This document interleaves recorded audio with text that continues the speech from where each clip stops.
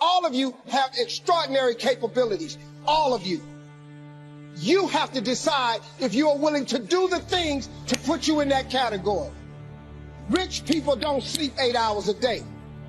That's a third of your life. It ain't but 24 hours in a day. You cannot be sleep 8 hours a day. You got to get comfortable being uncomfortable if you ever want to be successful.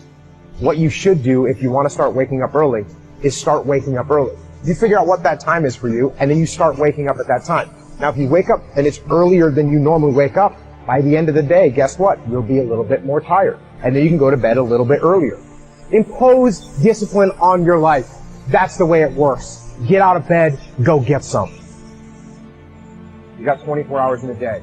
The earlier you get up, the more you can take advantage of those hours. The reason I wake up at 4:30 in the morning is no one else is awake yet. So that gives me the opportunity to do things that I need to get done kind of selfishly for myself. And the big one in that category is working out. And it doesn't feel good at 4:30 when you get up, but by the time 7 o'clock rolls around and you've already worked out and you've already got some work done and you've got some time to say goodbye to your kids before they go to school, it's infinitely better than sleeping in until 6:45 and you get out of bed and now you missed your kids going to school or whatever. You're not prepared for the day. It's awful. Whatever amount of sleep you need, you know how much you need. So you go to bed early enough so that you come awake naturally. Wake up at the same time every day. And if you pick that time and you start waking up at the same time every day, that's very good for you. It doesn't have to be 4:30, it could be 6:30, it could be 7. I don't know what your personal schedule is, but find out a time, pick it, set it, stick to it, and maintain that schedule, and that's going to end up better for you. I recommend it's earlier. I recommend that you go to bed earlier, because what are you doing at night most of the time? Most of the time at night, you're not working on anything super productive. You're just winding down and watching stupid YouTube videos or surfing the internet, reading clickbait stories, right? Don't do that. Instead, go to sleep and then wake up early. No one's coming to push you. No one's coming to tell you to turn the TV off. No one's coming to tell you to get out the door and exercise. The bottom line is, no one's coming. When you become 18, when you move out of the house, when you're an adult, you have to parent yourself. Unless you understand that you've got to parent yourself, you've got to push yourself, you're not going to make your dreams come true. Take yourself out your comfort zone. Do not live in your bubble. Put some more air in your bubble. If you stay in your comfort zone, that's where you will fail. You will fail in your comfort zone. Success is not a comfortable procedure. It is a very uncomfortable thing to attempt. So you got to get comfortable being uncomfortable if you ever want to be successful. If you don't have any discipline, you'll end up with absolutely no freedom. You'll end up being a slave to other people that boss you around. There's all kinds of problems that can occur if you don't have discipline in your life. And the more discipline you have, the more freedom you're going to have. The Bible says, he who loves to sleep and the folding of hands, poverty will set upon you like a thief in the night. He who loves to sleep and the folding of hands, poverty will set upon you like a thief in the night. Make a plan. Look at what you're interested in. Get disciplined about something. Allow for the possibility that you have something important to contribute to the world, and that the world would be a lesser place without that contribution. Don't be afraid of taking on responsibility.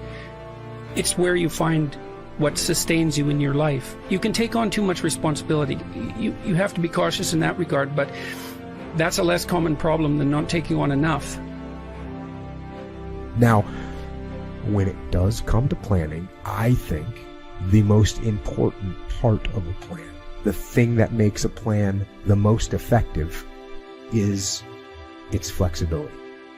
When you do the actual operation and you come up against unexpected things, which are absolutely going to happen, you have the flexibility, you have options, you have contingency plans to deal with.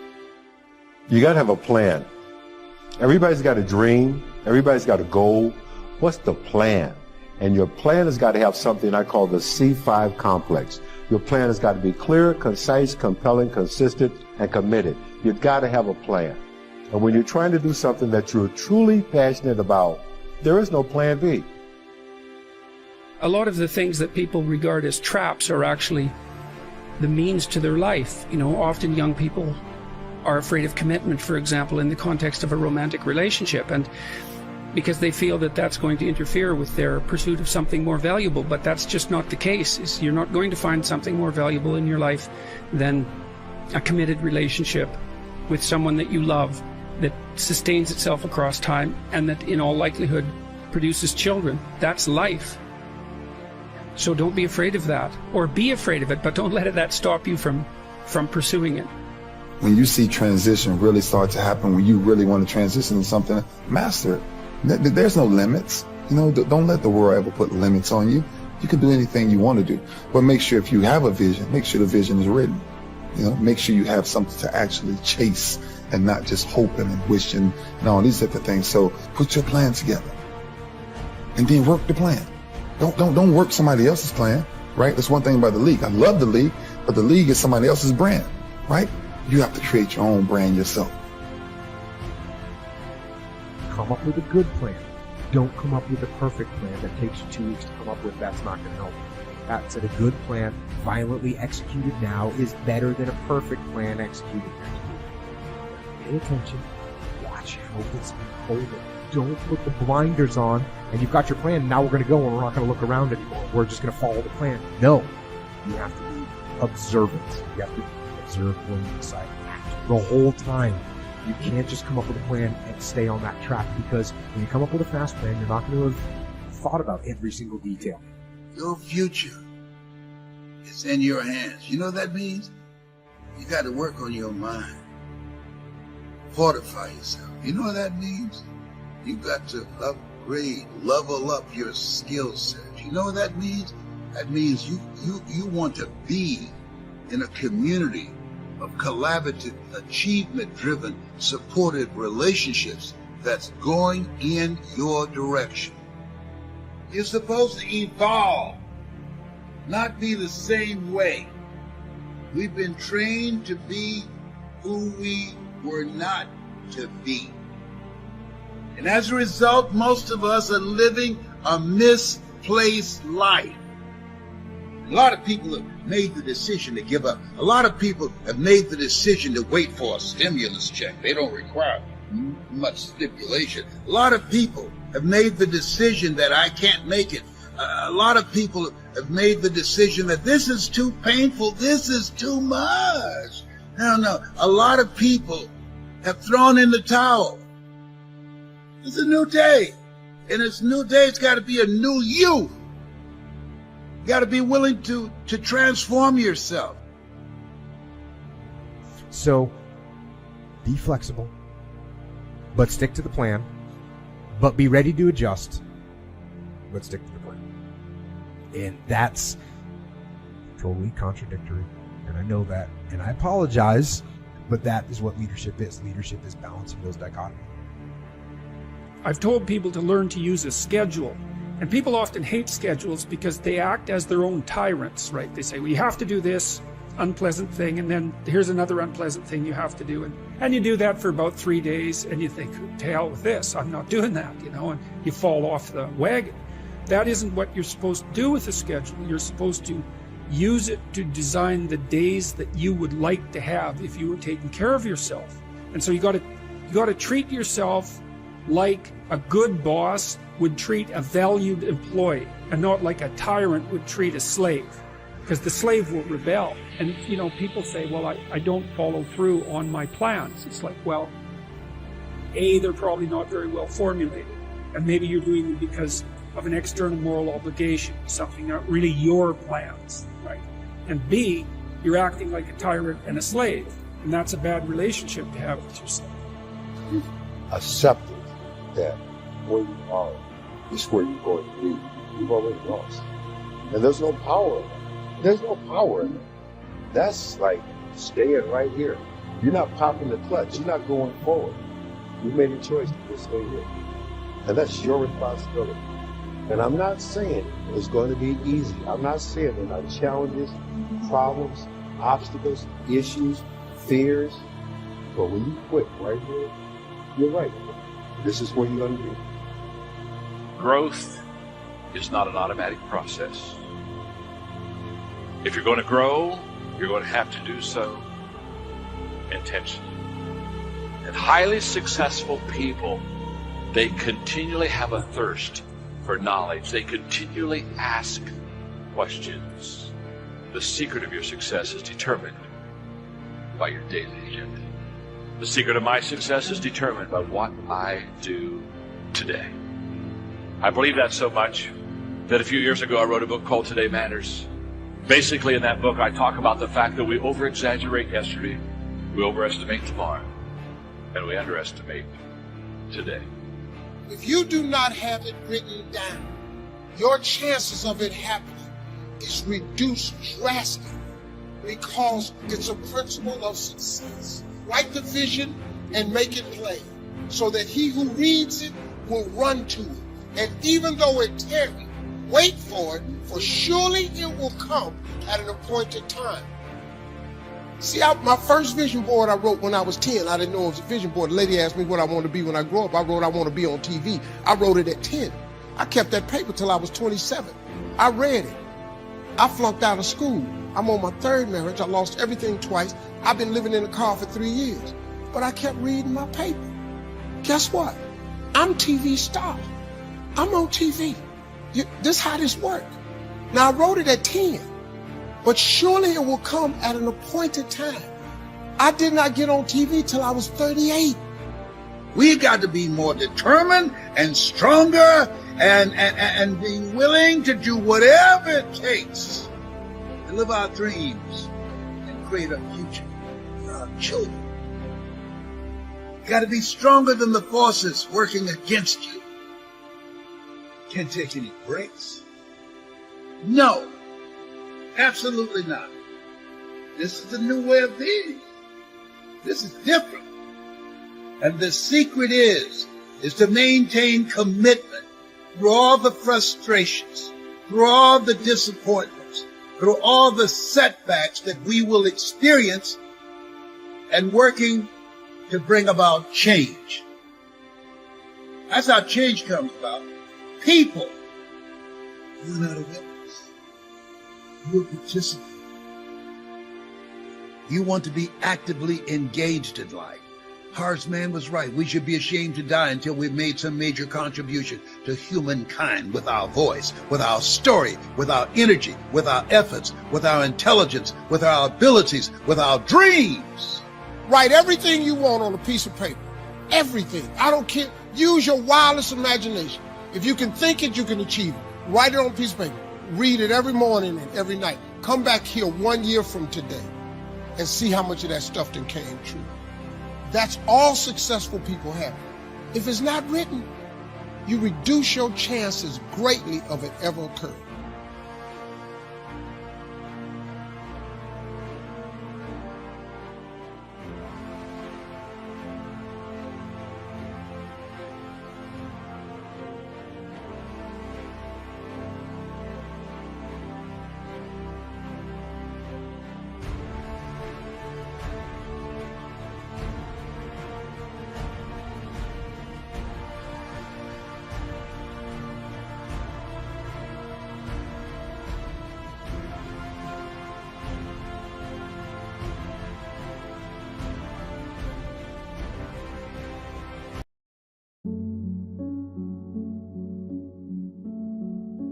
Write this down. God will promote you to the level of your tolerance of pain. God will promote you to the level of your tolerance of pain. At the point that you can't handle pain, you lose the promotion.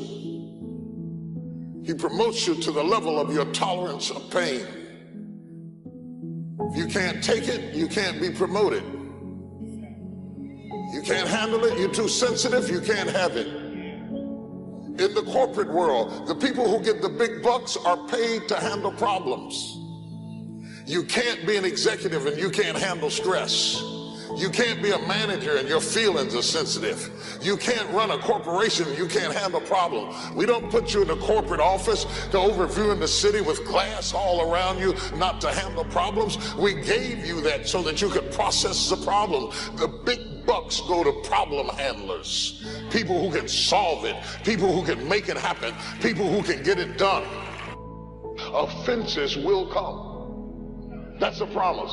offenses will come. If you avoid offenses, you avoid life. Offenses will come. They will come over and over and over and over and over again. They will come. I don't know whether the mail is going to come, but offenses will come. The longer you live, the more things are going to offend you. It is impossible to hide from it. You cannot dodge it. Everywhere you go, you will run into offenses. You must understand that your ability to handle offense will determine your direction for the next 20, 30 years of your life. So when you ask for promotion, you're asking for problems. You're asking for offenses. You're asking, fill my desk with offense. I can handle it. I'm the man for the job. I'm here to represent. I can handle it. Let me put it in Bible language. To him whom much is given, much is required. You can't get the much giving if you're not going to deal with the much required. Let me break it down in colloquialism. New levels, new devils. The higher you go, the more you're going to have to confront with every day. So when you are where you are right now and you say, I can't take this, I can't handle this, I don't want anymore, this is driving me crazy, you are saying, I don't want to go any higher. You are rejecting the call to move forward, because moving forward and moving up means more problems. In fact, the problems that you're dealing with right now may be the fact that you are in training. If you don't let it break you, if you don't let it destroy you, if you don't wimp out and let it beat you down, if you just master the situation, refuse to be intimidated, and learn how to manage the stress on the next level, then doors swing open. There's this magical thing about life, and I believe it's divinely inspired. You know how you go to the grocery store and you stand at a certain spot, you haven't even gotten to the door yet, but when you get in close proximity, the doors just start opening. When you can stand on a level of life where you're dealing with opposition and pressure and turmoil and take a licking and keep on ticking, and it might have stressed you out. You might have felt the pressure. You might have felt like breaking, but you didn't break. Doors just start opening up for you to go to the next level. I'm going to talk more about this in a minute, because when I start talking about dealing with conflict, all of the conflict is not external conflict. Some of it is internal conflict. Because when you come from back there and you start moving up further and further and further, and every step you take takes you to a different level of life and living, sometimes your life is moving faster than your mentality. You can have the desk you dreamed about, the position you wanted, the ministry you wanted, the opportunity you wanted, and everything moved up except your perception of yourself. Are you following what I'm saying to you? And I want you to understand something, that when God begins to move you along in life, it's not an elevator, it's a step-by-step process. So many people attempt to move forward in a rapid motion. They want to go from midnight to morning. They want to go from the basement to the presidential suite in one step. That's not what you want. You don't want to take the elevator. Because if you take the elevator and you get it too fast, you can't handle it. You can't handle it. Oh, I know you want the money, but you can't handle the pressure and the problems and the conflict and the criticism and the opposition. And so God has designed it that you would move along in steps, in stages, not too fast. And every time you take a step, you have to kind of balance yourself and get used to this level of opposition, this level of controversy, this level of conflict, this level of criticism, because again, that's what they're paying you for, is managing trouble. Are you hearing what I'm saying to you? And just as soon as you get it all down pat and you've mastered it and you say, good, I'm comfortable now, this is now my new normal, I'm okay with it, then all of a sudden you take another step.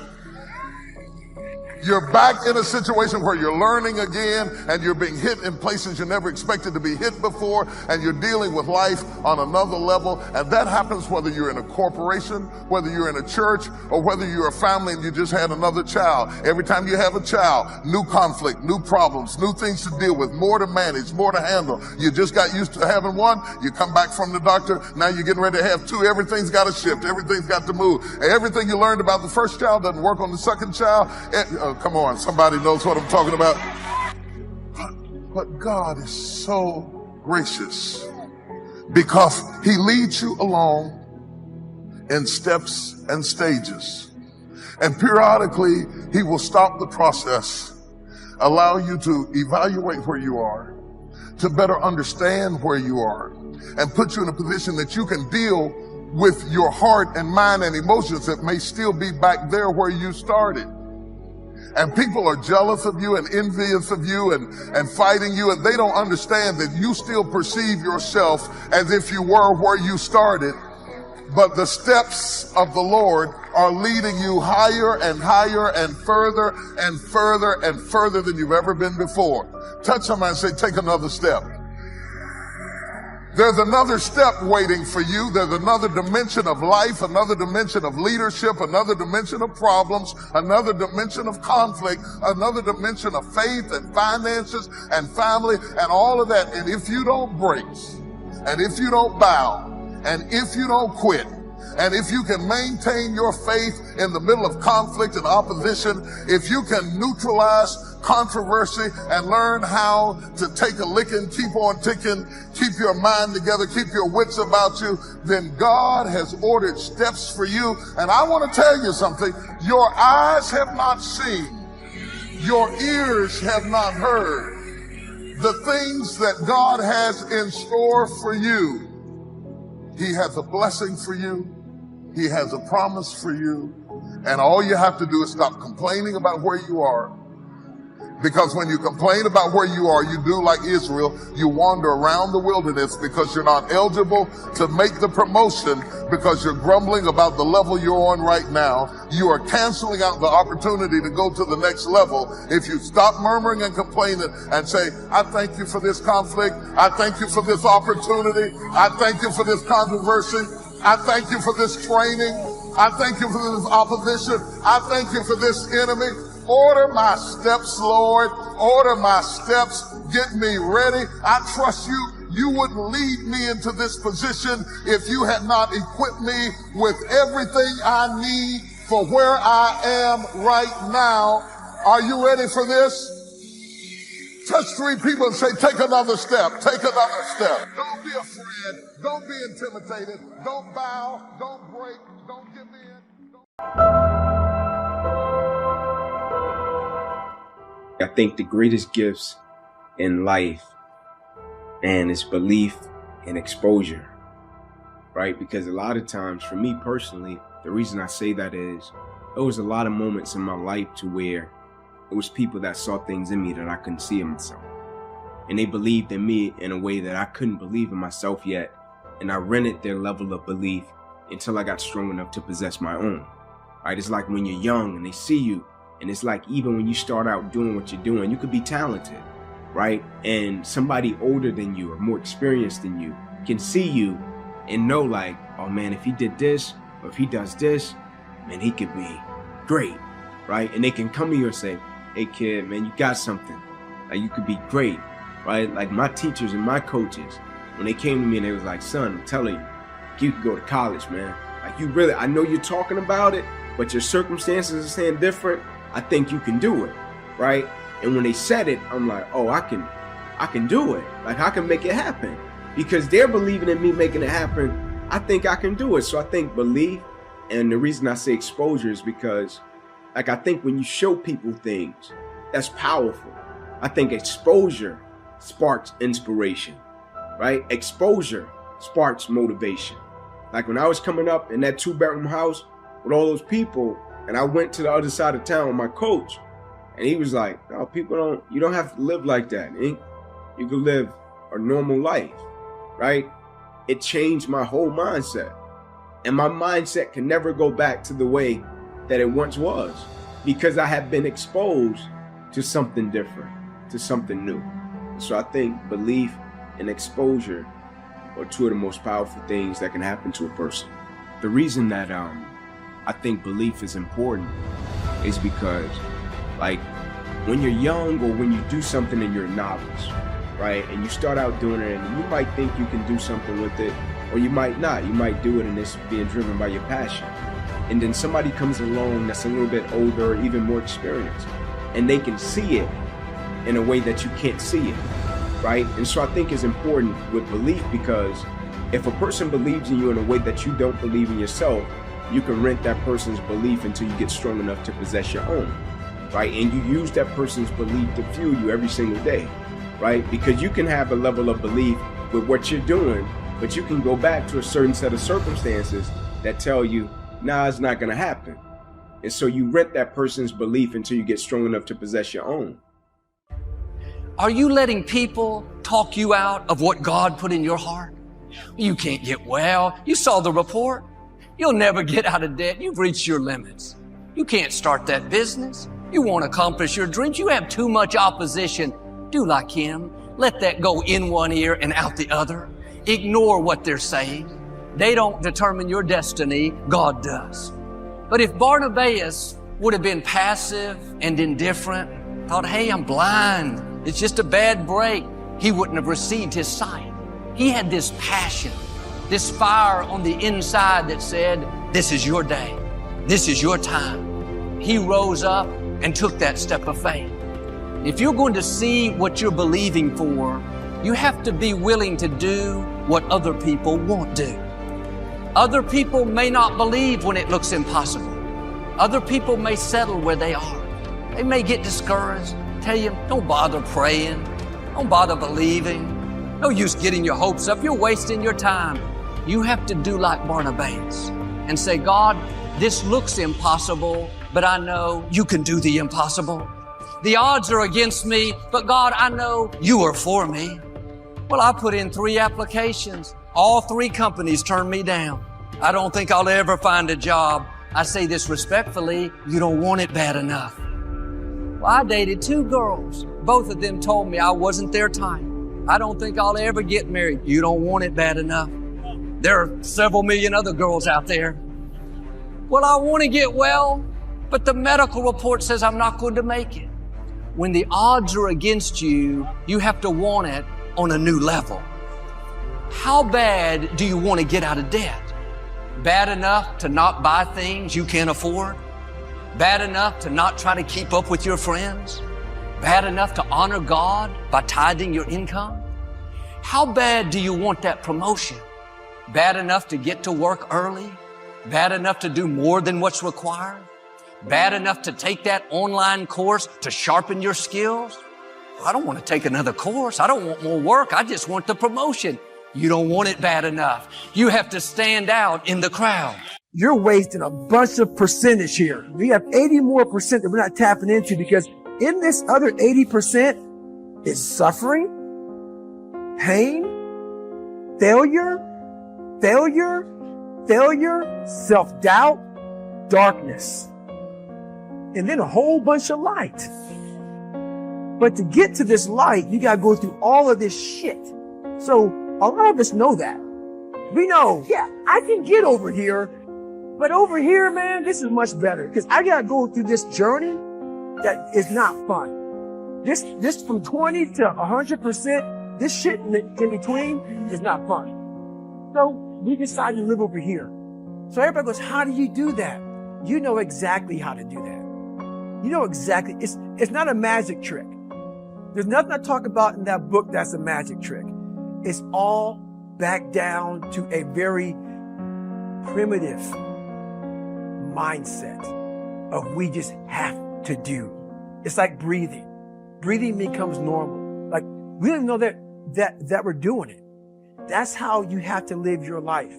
When that alarm clock goes off at 4 or 5 in the morning, your mind says no. You just say, this is what we do. It's what we do now. Because to get to where you want to go, the amount of pain involved, I'm not saying physical, I'm not saying you got to break yourself off. The amount of mental pain, of how many times you're going to have to do something that you don't want to do to get to where you want to go. There's going to be more times you do something that you don't want to do than you are going to want to do it. And that's your new norm. What is in us, we have no idea until we start trying hard. And I mean really trying hard when you're obsessed with, hey, this is my new norm. My new norm is that, wow, this isn't always fun. We give names like English Channel, like Atlantic, to what is actually the same body of water. Pacific, same. Indian Ocean, same. South China Sea, same. All these different names when everything is one ocean, one sea. And so it is with the human race.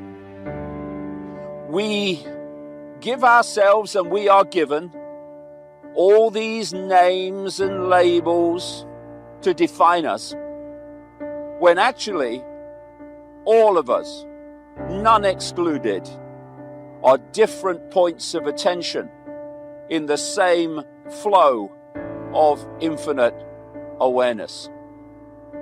Here we are looking at ourselves as divided into labels and names, when actually we're all expressions of the same consciousness, exploring forever. The names, the labels, are just brief experiences, as human is a brief experience for the consciousness that is having those experiences. What a different world it would be if we realized that we are all different expressions of each other.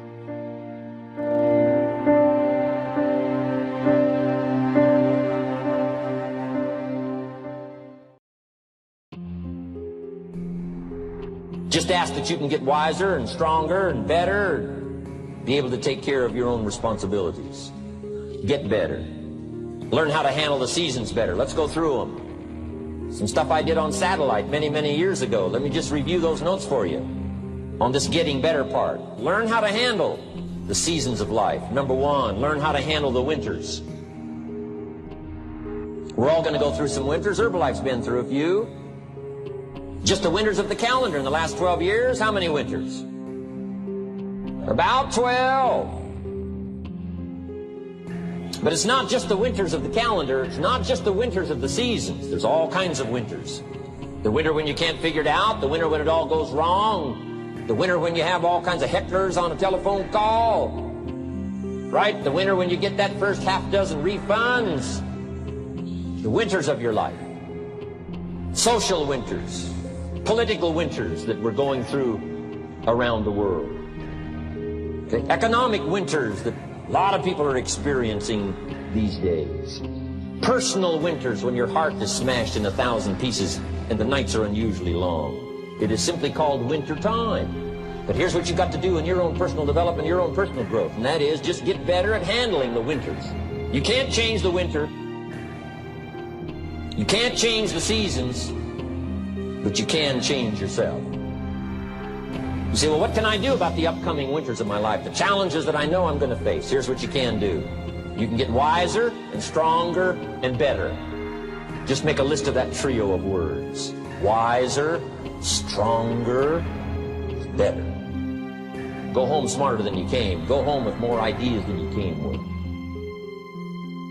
Next, get stronger. You can develop the muscle. You can develop the courage muscle. You can develop the inspiration muscle. You can develop the dedication muscle. You can get stronger. There isn't anybody here that can't get stronger. Next time we see you, may not even recognize you. How strong you're going to be able to become in language, in style, in personality, the ability to cope, the ability to handle with anything that happens, no matter what happens. And the third one is get better. We can all get better. I've gotten better. First talk I gave, I stood up, my mind sat back down.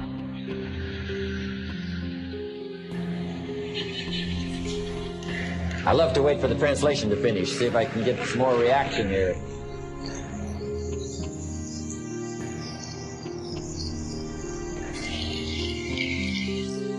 But here's the secret to my success. I stood up and did it again. I stood up and I did it again. And I did it again and I did it again all those many years ago. I did it when I was scared, and I did it when I didn't want to, and I did it when I was ill. And I did it when it didn't work well, and I did it when they didn't appreciate it, and I didn't a lot of times when I didn't know much what I was doing. I just did it anyway. And now all these years later, I'm asked to walk on this stage with the greatest introduction I've ever had, the greatest response and welcome I've ever had, the greatest opportunity I've ever had to touch this many lives with a mixture of words and heart and soul. I got better. I got better day by day and week by week and month by month, and I'm asking you to do the same thing until you can develop a long arm and a long reach, until you can develop influence that won't quit. Touch people next year you couldn't touch this year. Touch people now you couldn't touch before. Conduct a meeting now you couldn't conduct before. Heart and soul now mixed in there that wasn't there, missing before. I'm asking all of you to get better in spite of the winters, in spite of the downturn, the money downturn, the social downturn, the personal downturn, whatever it is. Just get stronger. Get better. We've all got those personal winters. We know what those are like. Barbara Streisand sings, it used to be so natural to talk about forever, but used to be's don't count anymore. They just lay on the floor till we sweep them away. You don't sing me love songs, you don't say you need me, and you don't bring me flowers anymore. A winter song. But hey, we're acquainted with all those personal winters and all the rest of it. The key is not to wish for a better winter. The key is to wish for more strength, more wisdom, more courage, get better, get wiser, get stronger. I wrote this down in the late 70s, and it's still true today. Here's what I think a growth environment is. A growth environment is a place where others are ahead of me. In other words, I want to be around people that are better than me. I want to be around people that are more successful than me. I want to be around people that are faster than me. And that's exactly what you have in this organization. You got some pace setters, don't you, huh? You got some amazing pace setters. Let me just put it this way. When you're at the head of the class, you're in the wrong class. That's good, isn't it? Yeah, it is. What do you say? It's just good. My name's John. I'm your friend. A growth environment is a place where I am continually challenged. I'm continually challenged. I mean, every day I get up, I got another hill to climb. I'm not looking for the hammock. I'm looking for the hill. A growth environment is a place where my focus is forward. It's right out in front of me. It's not behind me. It's not the good old days. It's not yesterday. A growth environment is a place where the atmosphere is affirming, where the people around me, they're encouraging me. Encouragement is the oxygen of the soul. A growth environment is a place where I am out of my comfort zone. In other words, I'm telling you, I'm taking virgin territory. I'm going places where I've never been before, and I'm not one bit comfortable. I'm nervous and I'm excited. I'm stretching and I'm praying and I'm holding on and I'm just, help me, Ron, help me, Ron, help. I'm over my head. Are you with me? And can I tell you something? You want to be over your head. You want to be over your head. You don't want to be in the wading pool of life with ankle-deep water. Get over your head. And by the way, when you're over your head, it doesn't matter how deep the water is. You're over your head. The growth environment is a place where I wake up excited. Man, I know a lot of people, they don't even wake up. We're supposed to leave our footprints in the sands of time, but a lot of people, they're just leaving their butt prints. Yeah, they just got butt prints in the sands of time. They're not doing anything. You with me, huh? Hello, come on, talk to me. There are some people, they're already dead. They just haven't made it official yet. A growth environment is a place where failure is not my enemy. It's not my enemy. Failure is my friend. Oh, yes. I write 3 books at a time. This one's not out yet, but I've written it. It comes out next year. I love the title. Sometimes you win, sometimes you learn. It's good, isn't it? That's good. It really is. A growth environment is a place where others are growing. Some of you, I've seen some people, they win the race, but it was because no one else was running. I won. Oh, where's everybody? Oh, I won. Steve Harvey's coming to the front. I got a belt that's too big, it's tied around me twice. I'm skinny, and I'm heading to the front. I walk like, they used to call me Tater Chip in school, because I was shaped like a potato chip. And I walked up there, and I'm standing in front of class. Now, I told you a minute ago I had a severe stuttering problem in school. I could not talk outside of my house. I stuttered severely. I thought this woman was going to give me a gold star because I figured nobody else in the class had wrote, I want to be on TV but me. So mine must be the best answer of all of them. So I'm standing up there, and that lady started in on me. She didn't call me up there to give me no gold star. She called me to the front to humiliate, and that lady did. She said, why did you put something like this on your paper? Now, you've called me to the front. You know I have a stuttering problem. You know I can't talk. So she started, why did you write this on your paper? Who in your family ever been on TV? Who in this school ever been on TV? Who in this neighborhood has ever been on television? She said, why would you write something like that on your paper? And look at you standing there, you can't even talk. I was crushed. Why would you write that on your paper? You can't even talk. This is a teacher. You're supposed to be shaping and molding my mind. We pay you to educate. Why would you write something like that on your paper? You'll never be on TV. Every Christmas, I send her a flat screen TV because I don't want her to miss me. I wanted her to see what God had done for me. The fact that they don't see the dream, the fact that they don't see what you can be has nothing to do with what God can do. Nothing at all. I don't care who you are, go cut your TV on. You cut your TV on 7 days a week. That little black boy with the stuttering problem, he all over that TV. That little black boy messed around and became a TV star. She didn't see it. How many times have you shared a dream with somebody and they didn't see it? See, that's why the Bible says a man without a dream or vision shall perish. Because you can't make it without dreams and vision. If you in this room and you on a team, you know why Wayne is so successful? You know why? Because he set goals. I bet you, he got a target for what he's shooting at. He got a vision of where he's shooting at. When he won Team Member of the Year the first year, I bet he said, I'm gonna do it again next year. I bet he did. I bet he did. Because guess what? If you see it, you can achieve it. If you don't have vision, you can't make it in this world. I don't care if you got on a lime green shirt. I don't care if you got on a black suit, a white t-shirt, or a pimping gold mohair. Without dreams and visions, you can't make it. I'm going to give you 2 scriptures that changed my life. I told you, I'm going to motivate you, but I can't without faith. Another. Then the word of the Lord came unto him, saying, all of this happened in the silent sermons of God. As I close, what is going on in the silence of where you're at right now? What does God want you to see about his ability to make you another person? What is God showing you? In the silence of the times we've been living in, I have been amazed at how little God needed my stuff to run his church. That God didn't need my parking lot, and he didn't need my building, and he didn't need our theatrics, and he didn't need anything. That God didn't even need us to be here to run his church. That God is still God. What are you seeing in the silence about your life that will change how you live out your life, because you're starting to understand what does and does not matter? What will you allow him to repair in you where something happened? I want to talk to some people. I want to talk to some people that have been through something and something happened to you. And I do not negate the fact that you are in the pot's hand. In fact, my friend, you have always been in the pot's hand. Even when you weren't living for him, you were in his hand.